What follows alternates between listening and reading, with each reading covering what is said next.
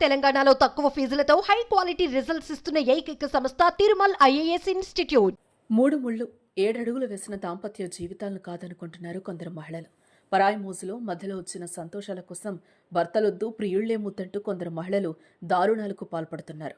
నిన్నటికి నిన్న వరంగల్ డాక్టర్ హత్య కేసులో భార్య సూత్రధారిణి ప్రియుడితో కలిసి ఉండేందుకే భర్తను చంపేందుకు ప్లాన్ వేసి చంపిన ఘటన తెలంగాణ వ్యాప్తంగా సంచలనంగా మారింది.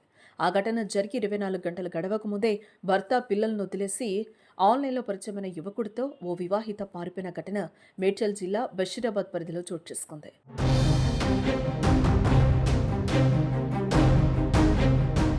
జయరాజ్, సుకన్యలు భార్యాభర్తలు. వీరికి కొన్నేళ్ల క్రితం వివాహమైంది. వీరికి 2 పిల్లలు కూడా ఉన్నారు. ఇదిలా ఉంటే 35 ఏళ్ల వయసున్న సుకన్యకు సోషల్ మీడియా వేదికగా 22 ఏళ్ల యువకుడు పరిచయం అయ్యాడు. ఆ పరిచయం కాస్త కొన్ని రోజులకు ప్రేమగా మారింది. ఇంకేముంది, ప్రియుడి మోజులో భర్త పిల్లలను విడిచి అతనితో వెళ్లిపోయింది సుకన్య. అయితే విషయం తెలుసుకున్న ఆమె భర్త వారిపై నిఘా పెట్టి బైక్పై వెళ్తున్న ఇద్దరిని అడ్డగించాడు. దీంతో బైక్ను వదిలి రన్నింగ్ బస్ ఎక్కి పరారయ్యారు.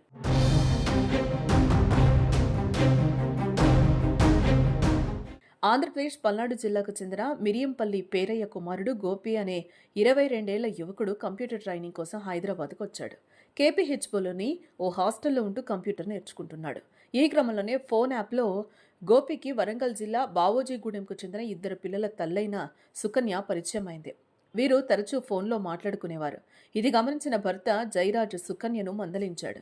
ఈ క్రమంలో గత నెల 5వ తేదీన సుకన్య భర్త పిల్లలను వదిలి గోపిని కలవడానికి నగరానికి వచ్చింది. ప్రేమ పేరుతో యువకుడిని ట్రాప్ చేసి తీసుకెళ్లింది. నెల రోజులుగా యువకుడి ఆచూకీ లేకపోవడంతో తల్లిదండ్రులు ఆందోళన చెందుతున్నారు. ఇద్దరు ఫోన్లు స్విచ్ ఆఫ్ చేశారు. చివరిసారిగా బైక్పై వెళ్తుండగా ఆ దృశ్యాలు సీసీ కెమెరాల్లో రికార్డ్ అయ్యాయి. యువకుడి తల్లిదండ్రులు పోలీసులకు ఫిర్యాదు చేశారు. కేసు నమోదు చేసుకున్న పోలీసులు దర్యాప్తు ప్రారంభించారు.